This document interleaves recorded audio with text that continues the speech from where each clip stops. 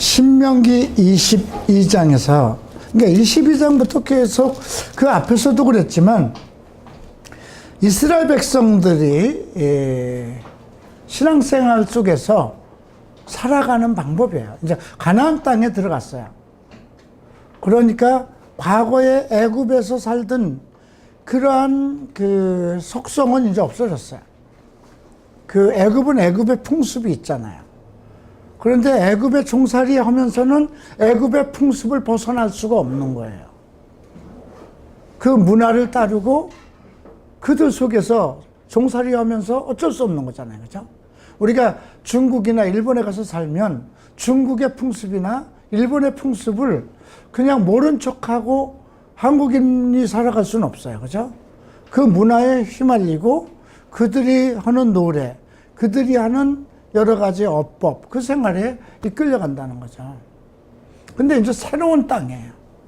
가나안 땅. 거기 가서는 다 죽이라는 거예요. 그죠? 가나안의 7 부족들을 다 몰아내라는 거예요. 그리고 모든 우상, 모든 것을 다 찍어버리고, 그리고 오직 성경만, 이 성경, 율법을 주니까 이 율법대로만 살아가라는 거죠. 그 중심에 제사장들이 있고, 재판은 어떻게 할 것이고, 누가 범죄를 하면 어떻게 할 것이고, 누가 부지 중에 살인을 하면 어떻게 할 것이고, 그래서 도피성도 만들어 놓고, 모든 것을 제사장과 그리고 예언자, 이런 중심, 그러한 하나님이 세운 사람들을 중심으로 살아가는 새로운 법을 만드는 겁니다. 그래서 22장에도 똑같은 이야기가 기록됩니다. 형제의 소나 양이 길 잃은 것을 보거든 못 본 채 하지 말라는 거예요. 내 형제에게 반드시 끌어다 돌리고, 근데 그 형제의 집이 멀면은 너희 집으로 끌고 가서 그 형제가 찾을 때까지 두었다가 반드시 그에게 돌려주라는 거죠. 나귀도 마찬가지고요. 그죠? 네. 또 의복이라도 그리하고, 길 가다 의복을 주셨어요. 그러면 그거 못 본 척하고 지나가지 말고 반드시 주인을 찾아주라는 거죠. 또 나귀가 소가 길에서 넘어진 것을 보거든. 뭐 지쳤든지 뭐 집을 나와서 어떻게 잘못됐든지 소나 나귀들이 넘어진 것을 보면 못 본 채 하지 말라. 그것을 도와 그것을 일으키라. 이 말은 생각하면서 한번 여러분 지하철을 타면서 지나가면서 못 본 채 하고 지나가는 사람들 있죠. 예. 구걸을 해요. 그죠? 누가, 어떤 사람은 다리가 다 없이 그 누가 데려다 놨지만 그 추운데 그냥 바닥에 누워서 동전 하나 놓고 엎드려서 있어요. 근데 못 본 채 하고 다 지나가잖아요. 어떻게 할까요? 여러분들은 뉴스 같은 식의 TV 통해서, 저 사람들은 어떤 조직들이 동량을 얻기 위해서 군데군데 사람을 데려다 놓고 하는 것이다. 그런 편견을 가질 수도 있어요. 그런 편견이 있든지 말았든지 그 사람은 어쨌든 그날 구걸한 돈이 있어야 살아가는 거예요. 그걸 누가 다 빼앗겨서 밥만 먹여준다고 해도 그에게는 그게 있어야 되는 거죠. 그랬을 때 내 주머니에서 1,000원, 2,000원은 나에게 그렇게 안 커요. 그죠? 내가 몇만 원을 줄 거는 아니에요. 10,000원짜리라도 선뜻 꺼내줄 거는 아니에요. 어차피 그 사람이 거기 하루 종일 있는 거, 내가 500원짜리 하나라도, 1,000원짜리 하나라도 줘서 그 사람이 그것으로 도움이 된다면, 그런 사람들을 하도 많이 봤어요. 얼마나 볼까요, 여러분들? 길거리에 널려 있는 건 아니에요. 모든 역에 있는 게 아니에요. 사람이 많이 왕래하는 강남역이나 이런 데 가서 결국 올 때 갈 때 그렇게 봐요. 그죠? 전에 한번 제가 어디 강의를 가려고 이제 그때는 뭐 차도 없었고 지하철을 타고 가는데 강남역을 와서 이제 강남역까지 버스를 타고 어디를 가야 되는데, 예, 그런 게 있었어요. 문제가 되는 거예요. 그냥 쭉 내려와서 타려고 그러는데 계속 캥겨요. 그냥 거쳐온 것 때문에. 그래서 다시 올라가서, 예, 주머니에서 이제 몇천 원 주고 온 일이 있는데, 그다음부터는, 누가 자꾸 뒤를, 내 머리를 잡는 것 같은 느낌이었어요. 그래서 그다음부터는,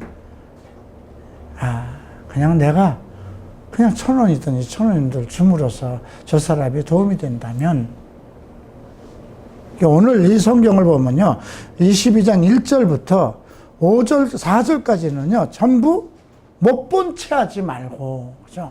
못 본 채 하지 말고. 이건 전부 다 뭐 짐승에 관한 것이지만, 여러분 형제들이 배고파하면은, 먹을 것이 없다면, 좀 못 본 채 하지 말고, 그죠?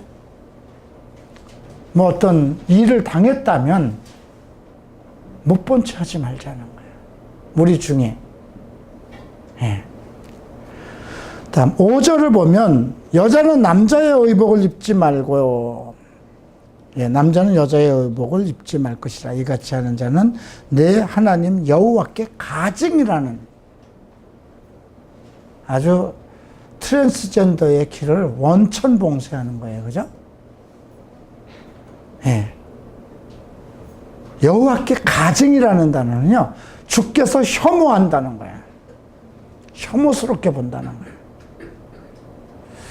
근데 요즘에는 그냥 뭐 남녀, 여자 옷이 구별은 없지만 그래도 있어요. 그죠? 우리가 같은 모양의 양복이라도 여자 것과 남자 것의 단추의 방향이 달라요. 그죠? 예. 이런 것들. 근데 어쨌든 오늘날은 이게 뭐 해당되지 않느냐? 근데 이 말씀의 뜻이 무엇인 거예요? 여자가 남자의 옷을 입어야 할 일이 없다는 거예요. 근데 그런 의식을 갖지 말라는 거죠. 그죠? 자, 그 다음에 이제 길을 가다가 새 보금자리에 새 새끼가 알을 낳고 있으면 그 알과 새끼를 같이 가져가지 말라는 거죠. 예. 어미는 반드시 놓아줄 것이요 새끼도 취하여도 되나니 그러나 그리하면 내가 복을 누리고 장수하리라. 이게 자 5절에서 옷의 문제가 여자가 남자의 옷을 입든가 남자가 여자의 옷을 입으면 여호와께 가증한 것이라고 그랬는데 애매석기와 알과 이것을 같이 취하지 말라 해놓고 그리하면 내가 복을 누리고 장수하리라. 좀 이상하지 않아요? 그 동물, 그 새에게 한 건데 왜 그럴까요? 하나님께서 이건 창세기 말씀이 뭐예요? 뭐 생물에게 뭘 줬어요? 번성하라고 그랬어요. 그죠? 모든 새든 짐승이든 이 땅에서 번성할 복을 주셨어요. 그걸 막으면 안 된다는 거예요. 생명을 핏째면, 그러니까 어떤 짐승을 먹더라도 핏째 먹지 말라는 거. 하나님의 생명이 그에게 하나님께서 그 모든 짐승에게 생명을 주관하시니까. 그래서 이런 말씀의 뜻을 좀 해야 할 필요가 있어요. 네. 그 다음 9절 보면 포도원에 두 종자를 섞어 뿌리지 말라. 우리 요즘은 뭐 어떻게 하는지 모르겠습니다만 근데 이 재밌어요. 이 말씀도. 그리하면 내가 뿌린 씨의 열매와 포도원의 소산을 다 빼앗길까. 포도원의 두 종자를 이렇게 심지 말라는 거죠. 그러면 결국은 다 빼앗겨 버릴 수가 있다는 것이죠. 근데 이것이 왜 그 소산을 다 빼앗기는지는 모르겠는데 참 재밌죠. 이것이 레위기에서도 나오는 것 같아요. 근데 한번 보실까요? 레위기 19장 19장 19절에도 이와 비슷한 말씀이 나오죠. 자, 너희는 내 규례를 지킬지어다. 내 가축을 다른 종류와 교미시키지 말며. 그건 말이 안 되는 거죠. 고양이하고 개하고 교미가 안 되는 거죠. 내 밭에 두 동자를 섞어 뿌리지 말며 두 재료로 직조한 옷을 입지 말며. 그 동성애자들이 나를 공격하기 위해서 가끔 이렇게 상담을 와서 좀 하는 말들이 이런 말들을 가지고 와요. 여기에 보면 두 재료로 직조한 옷을 입지 말라고 그러는데 목사님은 이거 어떻게 생각했어요? 목사님은 옷을 입을 때 꼭 순모면 순모만 입고 그럽니까? 이런 얘기를 하죠. 그래서 간단해. 그런 답변을 하면 난 유대인이 아니거든 그러면 돼요. 그죠? 그건 유대인에게 주신 법이잖아요. 그죠? 난 유대인이 아니야. 나는 음식 문제도 목사님은 혹시 돼지고기 좋아하십니까? 나는 너무 잘 먹어. 순대도 잘 먹고 족발도 잘 먹고. 근데 먹지 말라. 난 유대인이 아니니까. 신약에서는 시장에서 파는 것은 감사함으로 사라고. 먹으라. 근데 그런 답변을 할 것을 늘 우리가 준비를 하고 있는데, 참 고약한 사람들이죠. 얼마 전에도 그런 친구가 와서 좀 시험을 하고 갔는데, 자, 이제 10절. 너는 소와 나귀를 결의하여 갈지 말며. 소와 나귀가 결이라는 건 뭐예요? 쌍으로.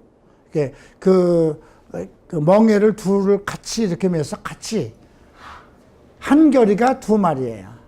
근데 소는 소끼리 해야지. 소하고 염소하고 되면 어떻게 될까요? 다툴까요? 안 다툴까요? 다투죠. 그죠? 예. 그 다음, 너희 입는 겉옷에 내 귀에 술을 만들라. 이건 왜 그런지 모르겠어요. 이거는 술을 만들라는 것은 그 원래 제사장들은 그 방울을 달았어요. 제사장 옷 뒤에. 왜냐면 제사장 그 지성소에 들어가서 범죄하게 되면 잘못하면 죽으면 누가 들어가서 데리고 나올 수가 없어요. 그래서 딸랑딸랑 소리가 나야 되는데 그 소리가 안 나면 죽임을 당했기 때문에 그 줄로 끄집어내는 거거든요. 근데 이것은 왜 그랬는지는 모르겠습니다. 13절 누구든지 아내를 맞이하여 그에게 들어간 후에 그를 미워하여 비방거리를 만들어 그에게 누명을 씌워 이르되 내가 이 여자를 맞이했더니 그와 동침할 때에 그가 처녀임을 보지 못하였나라 하면 처녀임을 증거하는 거죠. 그래서 유대인들은요 그 부모가 자기 딸을 시집 보낼 때 처녀인 것을 증거하는 그 처녀표를 남겨둔다고 그래요.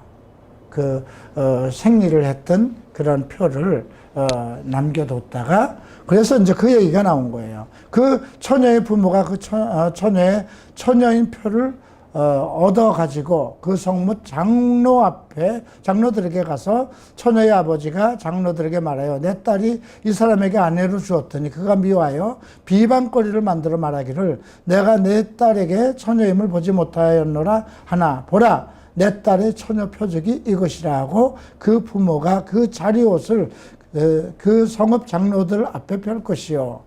그 성읍 장로들은 그 사람을 잡아 때리고 이스라엘 처녀에게 누명을 씌움으로 말미암아 여기 보면 이스라엘 처녀라고 나오잖아요. 그죠? 거룩한 딸이라는 거죠. 그에게 은 100세겔을 벌금으로 받아 여자의 아버지에게 주고 그 여자는 그 남자가 평생에 버릴 수 없는 아내게 되게 하려니와 그 일이 참되어 그 처녀에게 처녀의 표적이 없거든. 그때는 이제 돌로 쳐 죽이라는 거죠. 이미 처녀 시절에 순결을 지키지 못한 것은 돌로 쳐 죽이고 창녀처럼 여기다 이렇게 나왔습니다. 그만큼 그 여인의 순결을 주장했죠. 지금 같으면 이거 인권 유린이에요. 그죠? 여성 비하에 해당되는 것인데 왜 이랬을까요? 메시아를 낳을 민족이잖아요. 그죠? 그들 태에서. 우리가 그 창세기 3장 16절인가요? 예, 보면은, 이스라엘 여인들은 이제 그 자식을 낳아서 그 후손이, 처녀의 후손이 뱀의 머리를 멸할 것을 언급하고 있잖아요. 그렇기 때문에 이스라엘 처녀들은 그 어려서부터 자기가 메시아를 낳을 것에 대한 그런 소망을 가지고 기도를 한답니다. 그래서 아마 하나님께서 특별히 결혼하기 전에 어떤 이스라엘 처녀들의 순교를 절실하게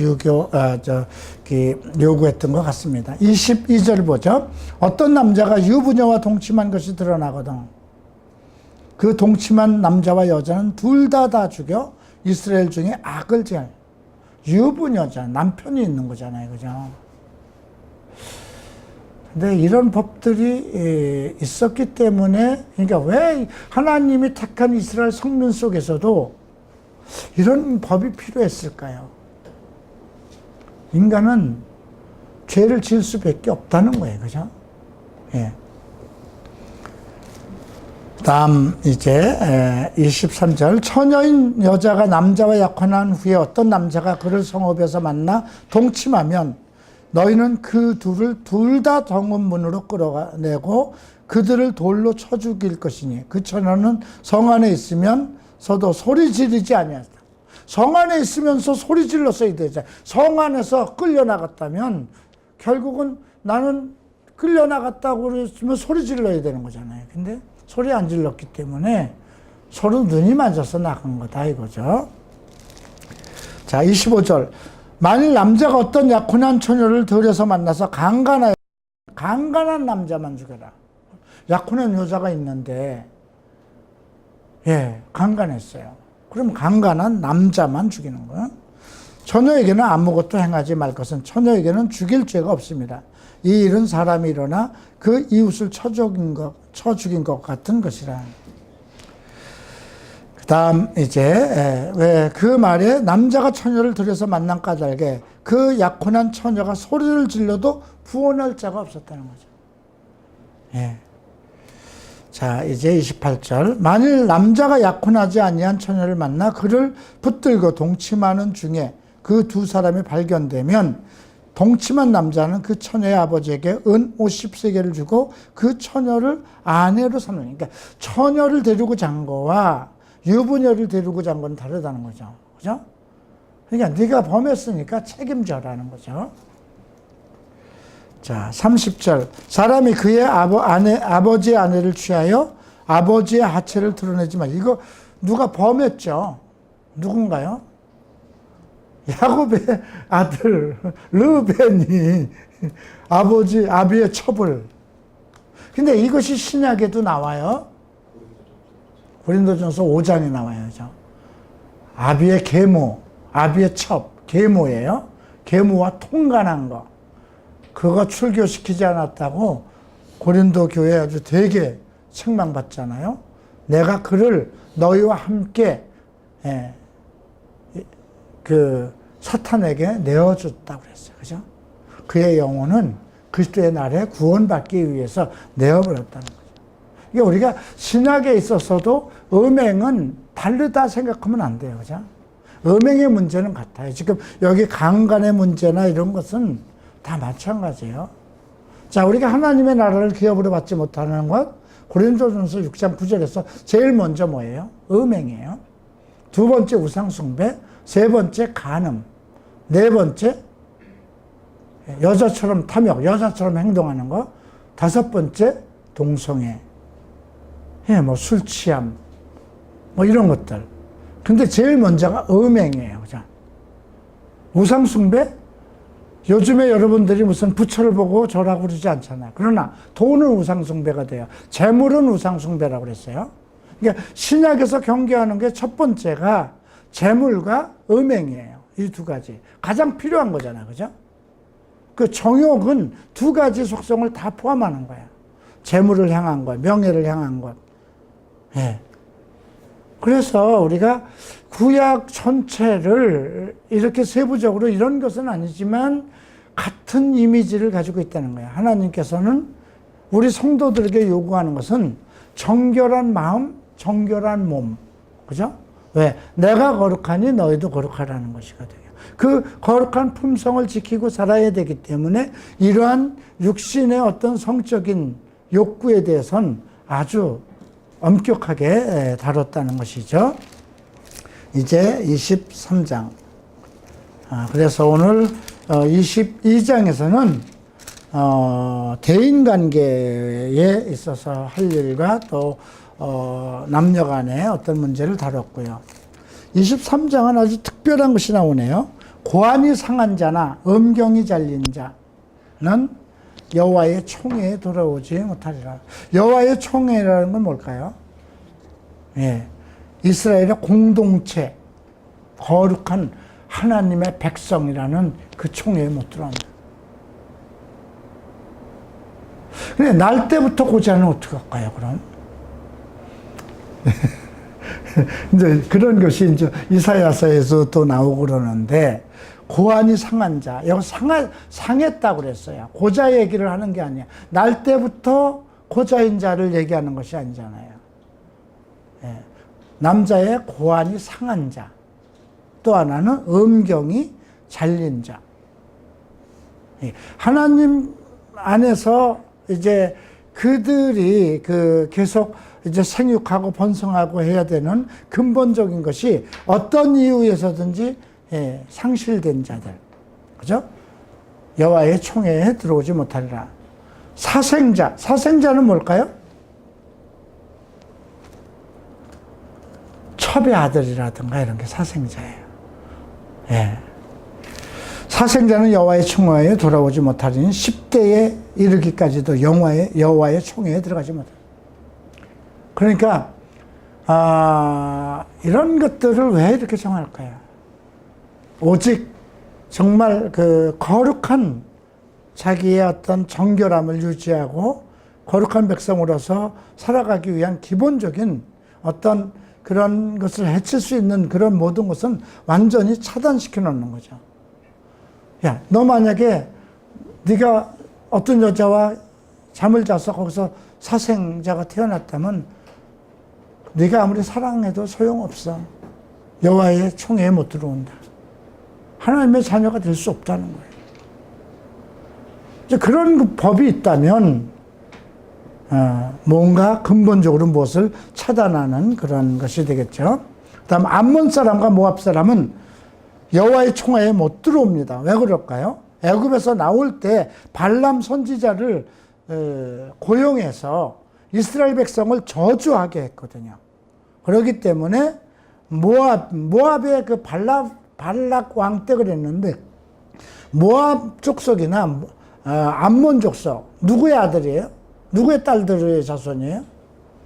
롯의, 아브라함의 조카 롯의 큰 딸이 낳고 작은 딸 후손들이에요. 어떻게 보면 그들도 하나님이라는 걸 알 수가 있어요.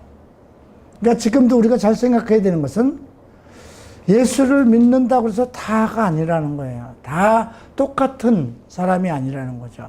나 하나님 믿어 그래도 하나님 어머니를 믿는 사람이 있고, 그죠? 또 잘못된 하나님. 네. 하나님은 우상이 아닌데 하나님 우상처럼 섬기는 것도 있고요. 그죠? 예. 그렇기 때문에 우리가 구약을 봐도 이스마엘이라든가 에서라든가, 왜 똑같이 야곱의 아들이요, 똑같이 아브라함의 자손이요, 또 롯도 하나님을 믿었는데 왜 그들은 안 됐을까? 성경이 요구하는 건 뭐예요? 오직 말씀대로 낳은 아들, 그죠? 말씀대로 낳은 아들 이삭이 너의 자손이 될 것이다, 그죠? 이제 우리가 그런 것들 지금 생각했을 때, 내가 말씀 안에 있지 않으면 나의 믿음이라는 건 의심받을 수밖에 없다는 거죠. 예. 자, 그래서 23장 1절부터 6절까지는 모압과 암몬 백성에 대해서 내 평생에 그들의 평안함과 형통함을 영원히 구하지 말라고.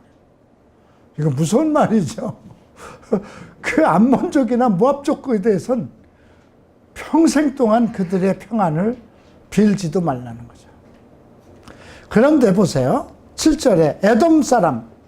에돔은 누구의 자손인가요? 후손인가요? 에서입니다. 에서는 누구의 형제인가요? 예. 야곱과 에서. 쌍둥이로, 쌍둥이로 태어났나? 맞네. 쌍둥이로 태어났지만 에서는 들사람이고 야곱은 종용한 사람이라 장막 안에 거하는 사람. 누가 더 남자다울까요? 밖에서 활동하고 활발한 사람. 근데 야곱은 쫌팽이처럼 어머니 치맛자락에 매달리면서 장막 안에서, 예. 이게 여러 가지 좀 다른 점이 있어요. 이삭이 그걸 좋아했죠. 에서를 사랑했잖아요. 왜? 남자답거든요. 맛있는 사냥거리 가져와서 아버지 옆에 음식 진상하죠. 밖에 나가서 호탕한 생활했던 거 아버지한테 그 자기가 정말 그 행했던 그 어떤 남자다움을 자랑할 수 있죠. 그 나이가 들어가니까 눈은 어두워지고, 야곱은 항상 쫌팽이처럼 그 뭔가 보이지도 않고 그러니까. 그런데도 하나님은 야곱을 아주 그 사기꾼 같은, 지렁이 같은 야곱을 택하셨다는 거죠. 그러니까 인간이 호탕하고 잘났다 하더라고. 어떤 사람은 쫌팽이 갖고 못났다 하더라도 하나님 보시기에는 그게 다, 그 죄의 무게는 그게 다 똑같다는 거예요. 다만 누가 하나님을 사랑하느냐, 그죠? 누가 하나님을 사랑하고 하나님을 향한 열정과 소망을 가지고 있는, 야곱이 가진 거 있잖아요, 그죠? 장자의 명분. 그 명분이라는 게 없어요. 실질적인 아들은 에서인데요, 그죠? 에서에게 물려주면 에서 거예요. 근데 명분 얻어봐야 뭐래요? 그럼에도 불구하고 그 어머니한테 들은 그 장자로서의 어떤 권위에 대한 소망을 가졌다는 거죠. 결국 에서는 목사의 꿈을 안 가진 거예요. 사업가의 꿈을 가졌다고 하면 이제 야곱은 목사의 소망을 가진 거죠. 근데 지금 에서는 미워하지 말라는 겁니다. 내 형제라는 거죠. 애굽 사람을 미워하지 말라. 내가 그의 객이 되었다. 그죠? 이스라엘 백성들을 400년 동안이나 일단 그들 때문에 먹고 살았어요. 그죠? 예. 그들의 3대 후 자손은 여호와의 그 총회에 들어올 수 있다. 3대 후 자손. 왜 그랬을까요? 이스라엘 백성을 통해서 구원받을 수가 있기 때문에. 그죠? 에서의 백성, 그 암몬 족속이나 애굽에 대해서 극진한 마음을 가지고 이스라엘 백성들이 대하고 접근을 하면 3, 4대 후쯤 되면 그리스도의 복음이, 하나님의 복음이 그들에게 전달될 수가 있거든요.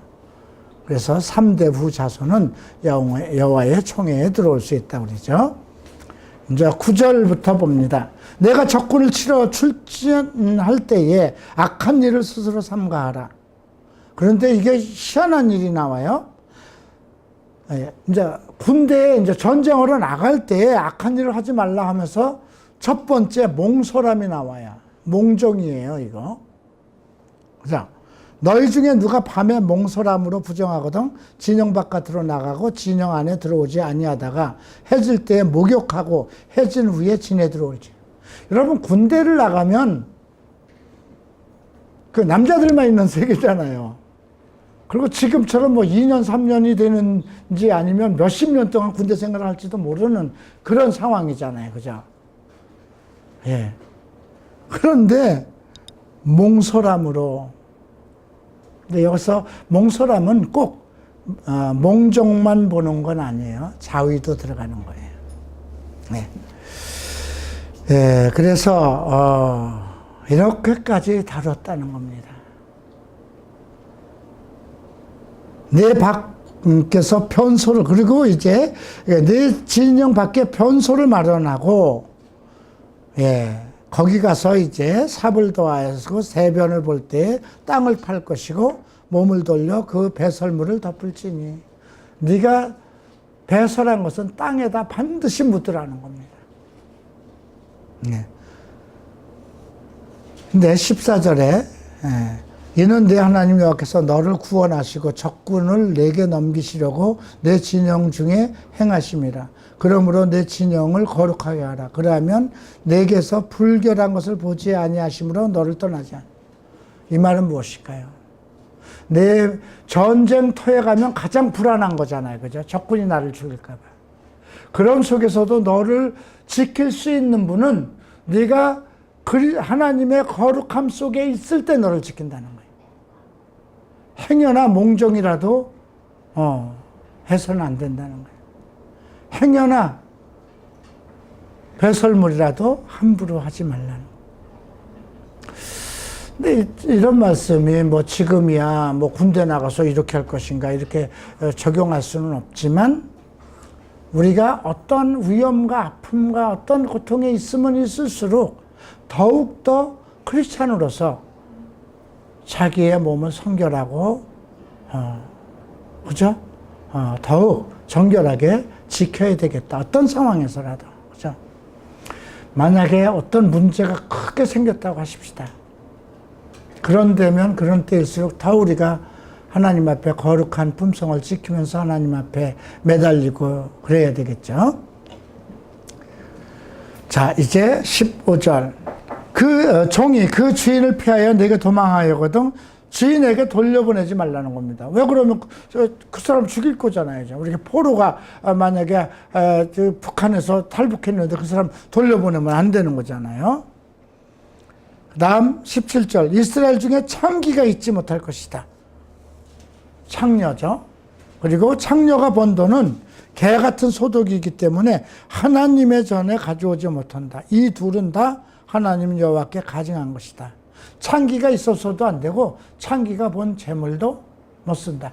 자, 그러면 이건 신약 주님 때에는 어떻게 했을까요? 주님 때에는 불의한 재물로 친구를 삼으라. 그러면 그가 너를 근데 이제 그 말씀도 있지만 그럼 실질적으로 예수님 시대에는 어떤 일이 있었을까? 한번 누가복음 9장인가? 8장인가? 8장. 누가복음 8장에 보면 1절에 보면 예수께서 각성과 마을로 두루다니시며 하나님의 나라를 선포하시며 그 복음을 전하실 때 12제자가 함께 했어요. 그리고 누가 앞장섰나 보십시다. 악귀를 쫓아내심과 병 고침을 받은 어떤 여자들 7 귀신이 나간 막달라 마리아라는 마리아와 헤롯의 청지기 구사의 아내 요한나와 수산나가 다 다른 여자와 함께 하여 자기들의 소유로 그들을 섬겼다.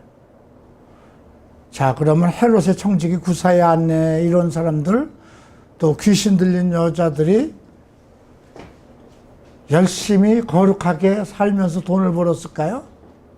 그건 아니잖아요. 그죠? 오케이. 그죠? 근데 그들이 자기의 재산으로, 소유물로 주를 섬겼다는 거예요. 그래서 아까 그 말씀이 나온 거죠. 불의한 재물로 친구를 사귀라. 우리 속담에도 그런 말이 있죠. 개같이 벌어서 정성같이 써라. 근데 그 말은 어울리진 않네요. 그러나 만약에 내가 만약에 클럽을 해서 돈을 많이 벌었어요. 근데 이제 갑자기 예수를 믿어서 거룩한 사람이 되었다면 과거에 그 돈은 정말 잘못한 데서 버는 거잖아요. 그래서 잘못 버는 거잖아요. 하지 말라는 거. 그 돈을 그럼 다 갖다 버려야 될 것인가? 그죠? 아니잖아요. 그죠? 내가 변했다면 내가 소유하고 있는 것도 다 내 떡반죽 그릇도 거룩한 거고. 그죠? 어떻게 쓰느냐가 중요해요. 신약에선 어떻게 쓰느냐를 중요시한 거예요. 어떻게 사용할 것인가. 그렇다고 여러분들, 그러면, 그 비트코인이라도 해서 돈 좀 많이 벌어가지고 칼바리 채플 요나 목사한테 좀 헌금 좀 많이 드렸으면 좋겠다. 저 그렇게 해서라도 좀 가져오세요. 그럴 만한 돈이 있으면 아무리 기도해도 아마 그걸로 복을 받지는 못할 것 같아요. 자, 이렇게 재밌는 것들이 많네요. 그 다음 19절. 이자놀이 오는 거. 형제에게는 구워주면 안 돼요. 예. 이식을 받아도 안 돼요. 이자를 받아도 안 되고요. 근데 타국인한테는 이자 받으라는 거예요. 예. 중국 사람이나 일본 사람들한테는 돈을 꿔서 이자를 받아도 되는데 같은 형제끼리는 절대로 받으면 안 된다는 겁니다. 그렇게 해야만 20절 뒷절에 보면 보죠. 내 하나님 여호와께서 내가 들어가서 차지할 땅에서 내 손으로 하는 범사의 복을 받을 것이다. 이자 놀이를 하지 않아야만 그러니까 내가 이렇게 해서라도 좀 부자가 돼야지 하는 것 때문에 이자 놀이 하는 거잖아요. 그죠? 그런데 그런 마음 없이 형제가 돈 좀 꿔달라고 그랬을 때 꿔주라는 거예요. 예. 이자 없이. 그러면 범사의 복을 주겠다는 거죠. 다음 21절. 내 하나님 여호와께 서원하거든 갚기를 더디하지 말라. 이건 지금 어떨까요? 구약에선 여인이 그 딸이 서원한 거는 아비가 다시 물을 수도 있고 그런 제도가 또 나와요. 네, 요즘에 여러분들이 뭐 그 당시에는 뭐 나시린의 서원도 있어서 머리를 깎고 그런 일도 있지만 지금은 어떻게 할까요? 예, 도무지 맹세하지 말라는 것이 성경이에요. 예? 하나님의 단으로도 하지 말고 하나님 앞으로도 하지 말고 예. 그러나 만약에 할 것이 있으면 반드시 갚아야 돼요. 주님 저 이렇게 해주세요. 제가 이렇게 하겠습니다. 그것이 정말 마음속에서 솟아난 것이라면 예, 하셔도 될 것 같아요. 저는 예수를 믿으면서 그거부터 시작해가지고 아주 축복도 받은 것 같지만 정말 그거 제가 저를 5년만 축복해 주시면 제게 주시는 그 모든 것 다 하나님께 드리겠습니다 하고 5년 동안 그 엄청난 축복을 해주셨는데도 아이고 뭐 내가 무슨 목사가 되겠습니까? 돈 많이 벌어서 교회도 세우고 신학생들 돌보면 되겠죠. 5년 벌은 것을 아주 망하는데 10년 걸렸습니다. 여러분 돈 버는 것보다 망하기가 더 힘들어요. 왜냐하면 여러분들은 아마 빚쟁이한테 쪼들려 보질 않았기 때문에 모를 거예요.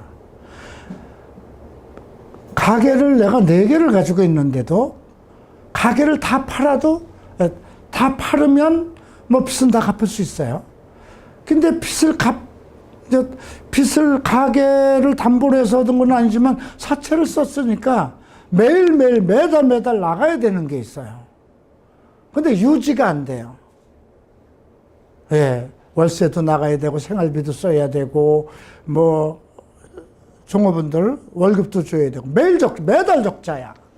매달 적자면 또 빚을 쓰잖아요. 또 빚을 계속 눈덩이처럼 불어나요. 그런 상황에서 이거 뭐 어떻게 할 수 있어요? 팔자니 내가 2억을 들여서 만든 것이 반토막도 안 될 경우는 팔지도 못하는 건데 또 팔리지도 않아요. 예. 그러니까 빚은 빚대로 지고 매일 쪼달리고 도망 다녀야 되고 피해야 되고 계속 그 빚을 또 이자를 막기 위해서 또 빚을 얻어야 되고 사람 꼴이 아니에요. 그래서 사실 일본으로 도망갈 생각을 한 거예요. 뭐 감당이 안 되니까.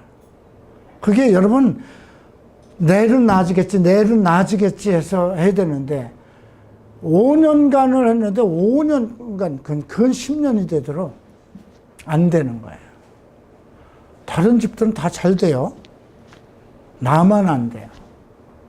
그때 그런 생각도 해봤어. 아, 내가 예수 괜히 믿었구나. 예수 괜히 믿었구나 했는데 그런 생각도 있지만 예수를 믿어서 이만큼 잘 사는 거 아닌가?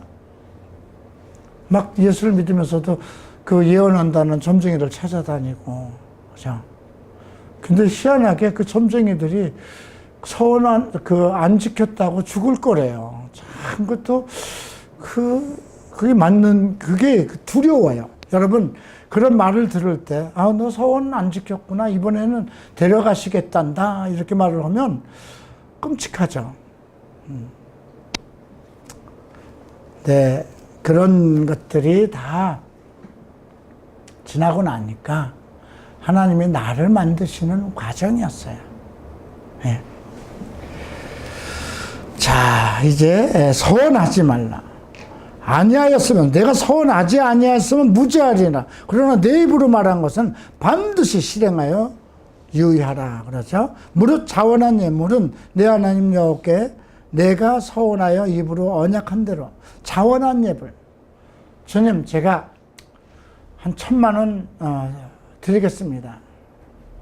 만약에 이 집을 팔리면 한 1,000만 원 하나님께 드릴게요. 근데 팔고 나니까 아까워요. 누가 그랬나요? 신약에서 나온 거예요. 사도행전 아나니아와 삽비라가 그랬잖아요. 내가 그 땅을 팔아서 하나님께 드려서 나도 바나바처럼 존경받는, 교회에서 존경받는 사람이 돼야 되겠다 해놓고 떠벌려 놨는데 집이 딱 팔렸어. 근데 아깝잖아요. 그죠? 슬그머니 감추고. 결국 두 부부가 다 한날에 죽임을 당했죠. 그러니까 신약보다 더 무서워요. 그죠? 구약보다 더 무서워요. 그 다음, 이제, 포도원에 들어갈 때나, 또 곡식밭에 들어갈 때, 그냥 남의 포도원에 들어가서 너 배불리도록 먹으라는 거예요. 또 곡식에 들어가면 내 손으로 이삭을 따도 된다. 그렇지만 그 밭에 낫을 대거나 그릇에 담아오면 안 된다는 거죠. 그죠? 그건 도둑질이잖아요. 그죠? 그 안에 배고프니까 들어가서 먹은 거니까 마음껏 먹으라는 거예요. 그러나 그걸 그릇에 담아가지고 오든가 낫을 가지고 그건 도둑질이니까 하지 말라는 거죠. 자, 이제 24장. 자, 아내를 맞은 다음 그에게 수치되는 일이 발견되면 이혼 증서를 써서 주라. 근데 이게 이제 예수님 시대에 어떤 것으로 바뀌었냐면, 아내가 나는 밥을 꼬실꼬실한 밥을 좋아하는데 밤낮 이 옆에 내가 죽을 써.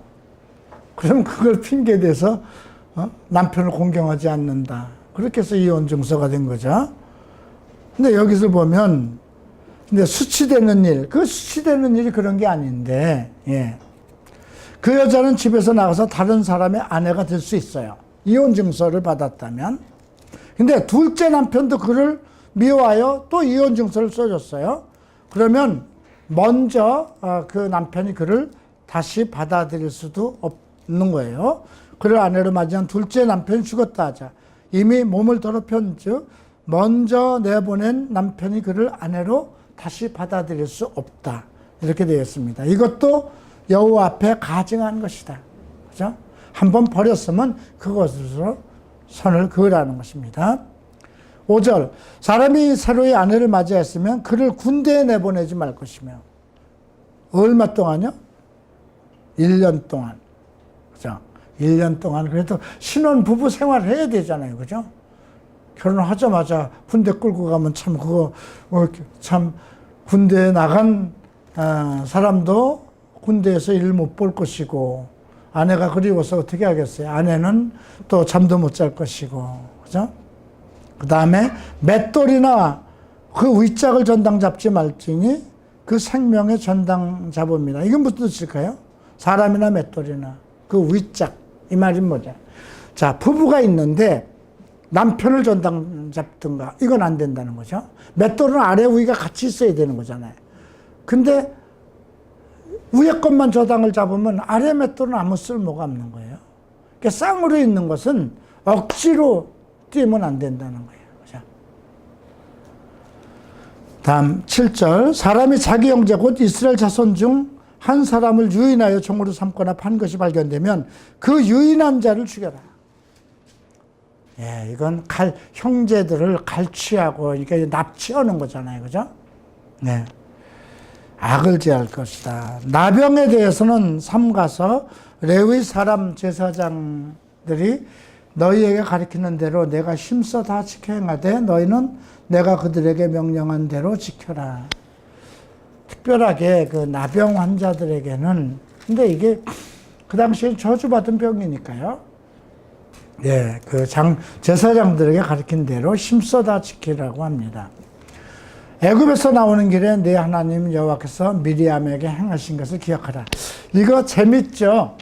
미리암이 왜 문둥병 걸렸나요? 모세를 비방한 거예요. 모세가 구스 여자인가? 구스 여자를 아내로 자기 아내가 이제 십보라가 죽었죠. 그리고 났는데 이제 구스 여인을 또 아내로 첩으로 받아들였어요.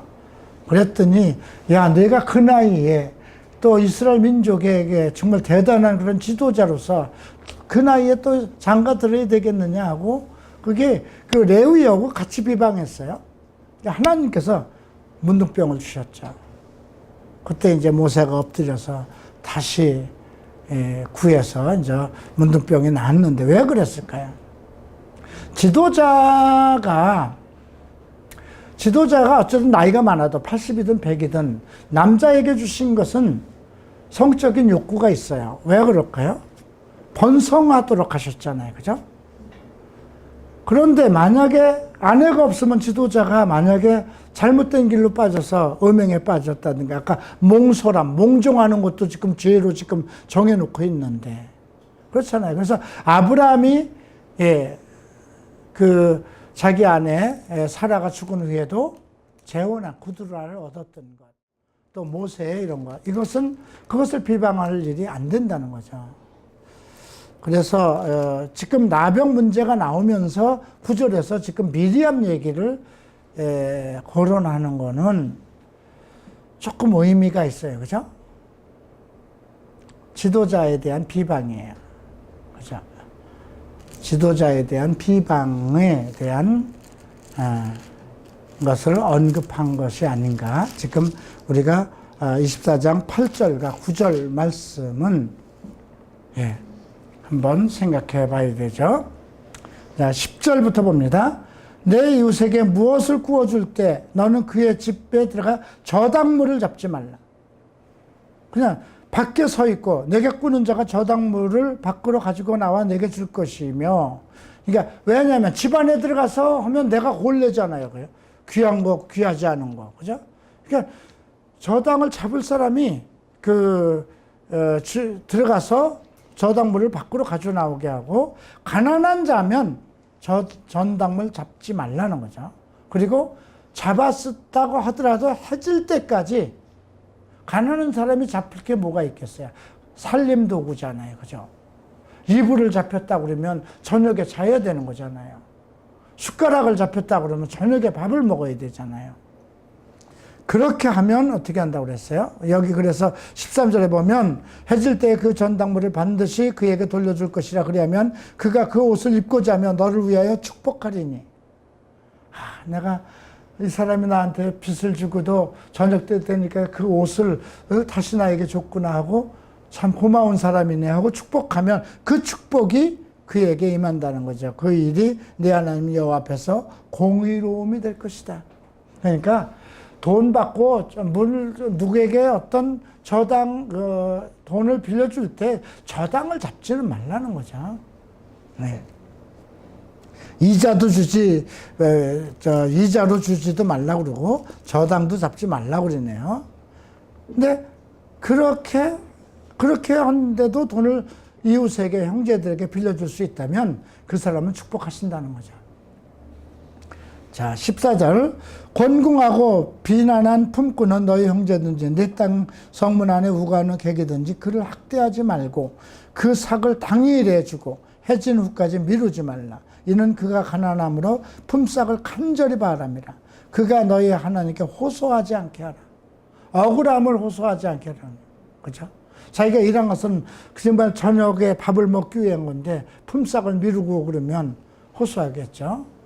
근데 저는 지금도 이런 말씀이 있어요. 그죠? 그 바울 서신에 보면 이런 얘기 나오죠. 그 주인은 그 하인들에게 그 공갈치지 말라 이렇게 하고, 또 이게 종업원들은 그 자기 주인에게 공경하라 이런 말씀이 나오죠. 다음 16절, 아버지는 그 자식들로 말미암아 죽임을 당하지 않을 것이요. 야, 이 말씀은 매우 좋은데요. 자식들은 그 아버지로만 죽임을 당하지 않을 것이니 각 사람은 자기 죄로. 이거 어디에 나오는 건가요? 에스겔서 볼까요 한번? 저 오늘 이거 처음 발견하네요. 에스겔서만 봤는데 에스겔서 19장 18장 20절, 범죄하는 그 영혼은 죽을지라. 이들은 아버지의 죄악을 담당하지 않을 것이요 아버지는 아들의 죄악을 담당하지 아니하리니 의인의 공의도 자기에게 돌아가고 악인의 악도 자기에게 돌아가리라. 예, 참 재밌는 말씀이 16절에서 있었습니다. 아비의 죄는 아비의 죄죠. 자식의 죄는 자식의. 그러니까 하나님은 개인적으로 다루시겠다는 거예요.